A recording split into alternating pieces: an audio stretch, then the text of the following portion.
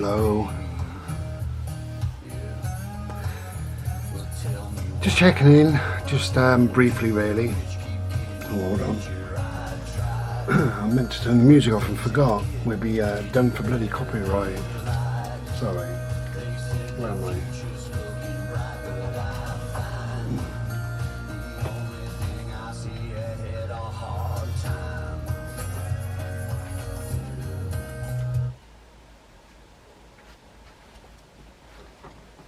Start again. Hello.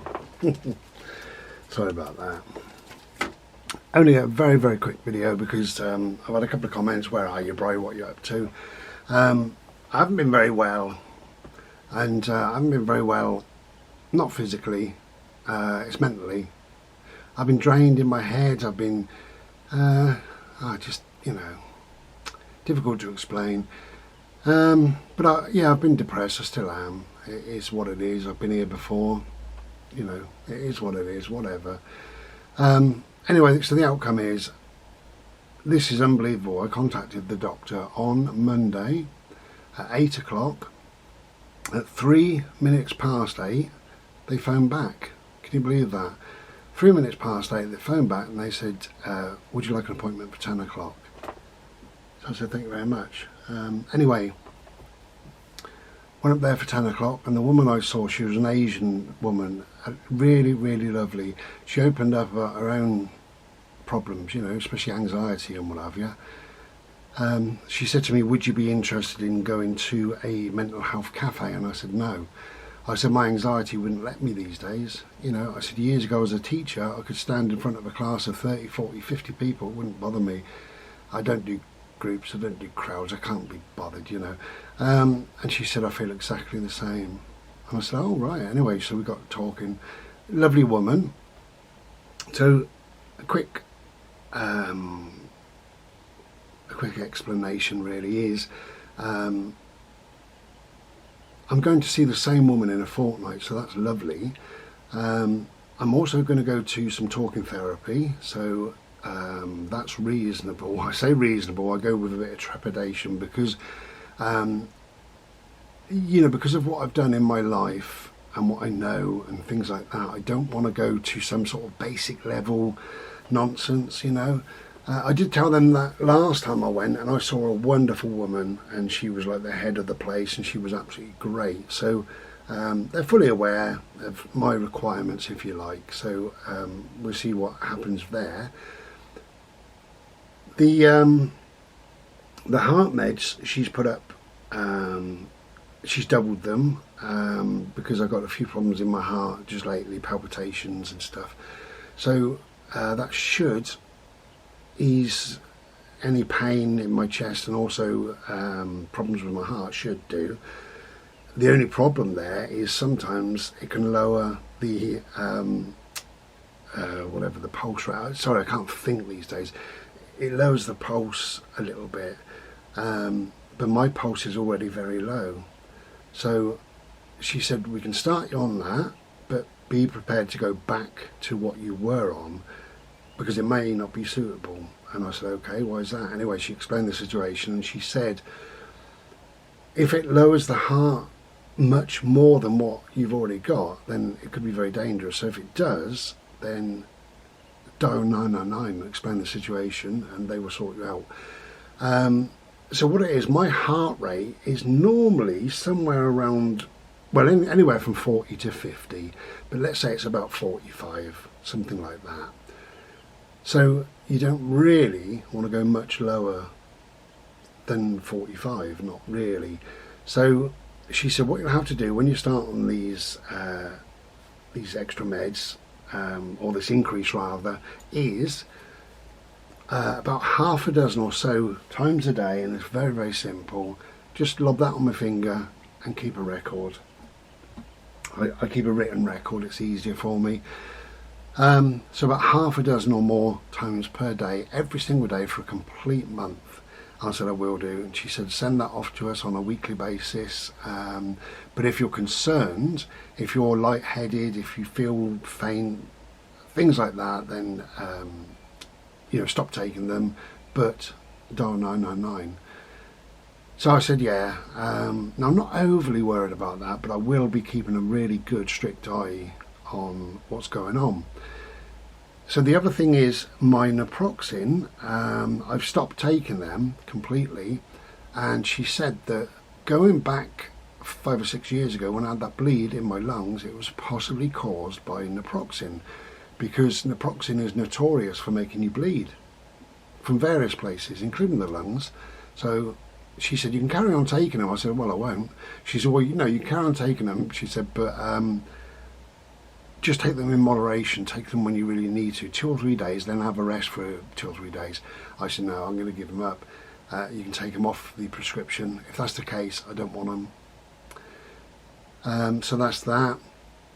The depression and anxiety meds, she's now put me up to the absolute maximum, so I can't take any more of them. But what they can do is give you a small different pill to take with it that gives it a bit of a boost, but she said you probably won't need it, so they'd rather not do that if they can. I suppose money is it, I don't know, if they can get away with just giving you a bit of an increase. So they're going to increase it up to maximum.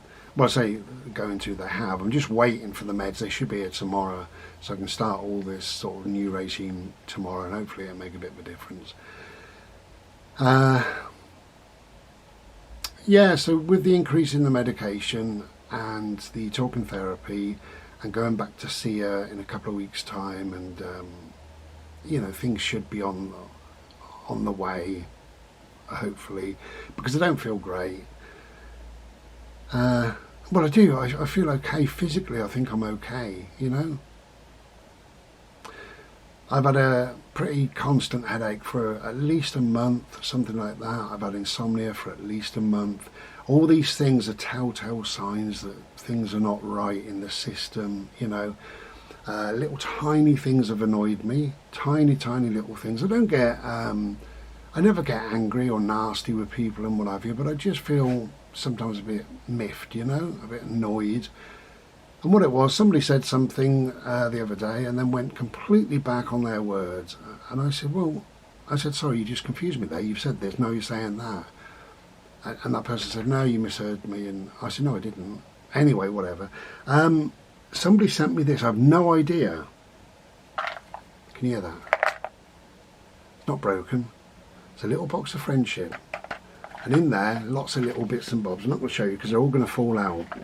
And there's a little piece of writing in there. What can you see?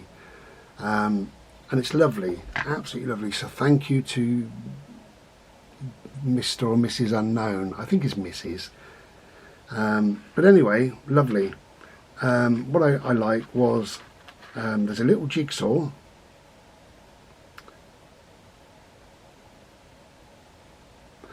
This reminds me really of autism, because autism has their symbol is a jigsaw, and that I've worked in the autistic field for many years, so that kind of reminds me of that. But this little bit of writing says that you are a really important piece of the puzzle, so that's lovely. And we've got a couple of paper clips, and this says something about so that we can never be pulled apart. That's lovely. And then other things, a diamond, because you are a diamond. Smiley face, because you give me lots of laughs. I do like a laugh. And there's a heart and a flower, angel wings and stuff like that. It's really lovely, so thank you to that person. That was really unexpected, but very much appreciated, so thank you. What else can I tell you? Do you know, I can't be bothered to tell you anything. I'll come back when I feel a bit better, when I can hold a thought in my head, and I will tell you about a couple of different singers that I found just recently that I absolutely love.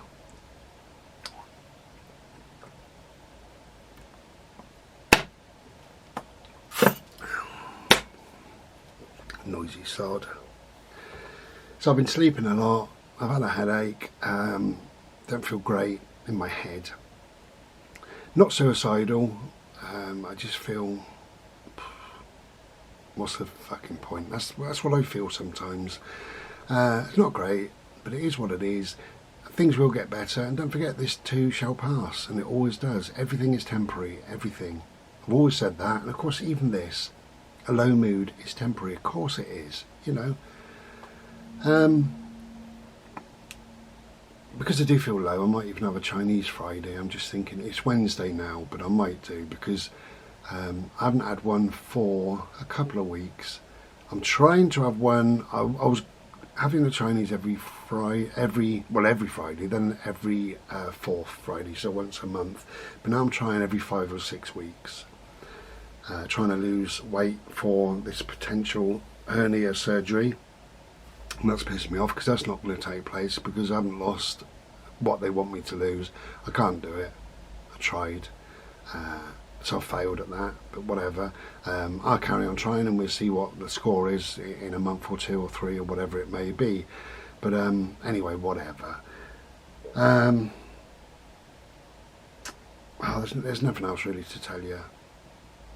I can't do anything at the moment. I can listen to music, so that's fantastic.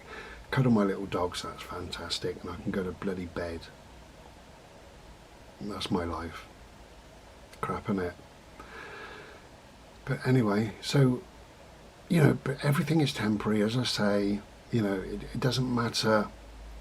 It doesn't matter what you go through in life. It doesn't matter, it's how you perceive it, how you handle it, what you think about it, and how it impacts you in your thoughts. And you are not your thoughts. Things come into your mind and you think, where did that come from? So you're not your thoughts, but you're thinking around whatever illness or pain or disease or upset or whatever.